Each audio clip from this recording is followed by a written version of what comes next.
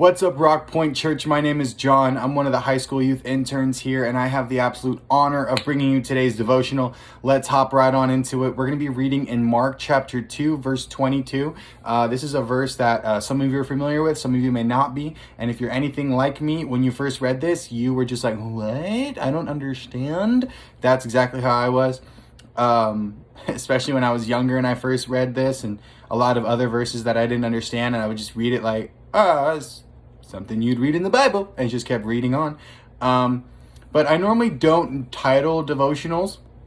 I don't think it's absolutely necessary. However, I'm going to be titling this one New Wine, and there's a reason for it. We'll talk about it in the end.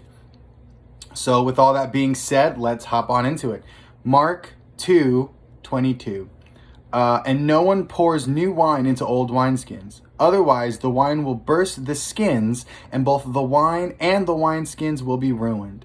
No, they pour new wine into new wineskins. And now this is a really encouraging verse that Jesus says, and this is Jesus talking, by the way.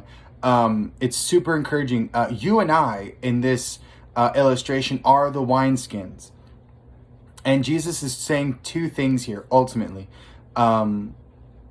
First is the old wineskins cannot be used for new wine. Now, the new wine represents whatever that new thing is that God wants to do in our lives. Whether that might be a new step in our personal relationship with Him. Whether that might be a blessing that He wants to give us. Whatever that new thing is, we can't be old wineskins. We have to become new wineskins. And the amazing thing too is that still happens through Jesus. And we're going to talk about why. There's two things I want to talk about the old wineskins that is you and I. The first being what normally would happen is the old wineskins can't handle freshly made wine. And the reason being what actually makes wineskins old, so to speak, is they've already gone through the fermentation process of I don't know, gallon of wine. I don't know how much a wineskin would hold, but they've already gone through the fermentation process already for wine. So if they put new wine in, and that wine had to go through its own fermentation process, essentially the wineskins would explode. As it says here, they would begin to bubble and explode. The wineskins can't handle it, so they have to be thrown away. New wineskins would be used for new wine. And what the old wineskins represent for you and I is all those things that we hold on to. All those things that are preventing us from that new thing God wants to do. And some examples may be, maybe there's a hurt that someone's holding on to. Maybe there's a friendship or relationship that someone is holding on to. Something that is ultimately holding us back from that next step that God needs us to take. Now that's the first thing. And the second thing I want to talk about is how they would save old wineskins. So 9 out of 10 times they're tossing those bad boys. Those suckers in the garbage. However, that one time, if they could judge it's good enough, maybe it hasn't gone through a full fermentation process, what they would do is they would soak it in oil. And then, I kid you not, they would massage it. They would soak it in oil, and then they would just massage that guy. And that would help restore it. And some of you are probably saying like, wow, that actually sounds nice. Can I get one of those? How do I get the wineskin massage, please? Don't be weird, John. Too late. We're here now. Anyway, and what that tells you and I is that how some wineskins would be soaked in oil and then massaged, that tells us there are some things in our heart, some things in our spirit that we need to work through. We can't just let it go. There's some past hurts.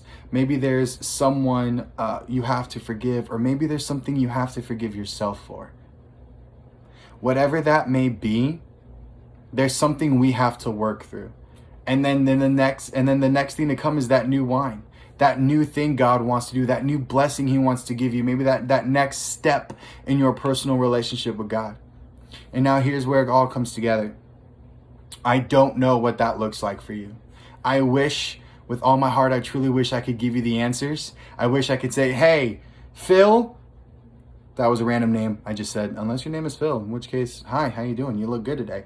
Phil, You need to do this, buddy. I don't know what that thing is for you, but God does. And that's my encouragement to you guys, is whatever it may be going through. And I'm talking to myself here too, really. Like, I'm not just preaching at you. I'm talking to me. I encourage you guys to get with God and ask God, God, what's that thing holding me back? What's that one thing preventing me from that next step? Or what's that one thing I need to work through? And I promise you, God is quick to show you, whether it's that one hurt we can't let go of, that one relationship, that one habit, whatever it may be that it's holding us back. God's quick to show you. And that's all I have for you guys. And now I'm going to talk about why I call this new wine. Because there is a song by Hillsong, a Hillsong song, a Hillsong song, a Hillsong song.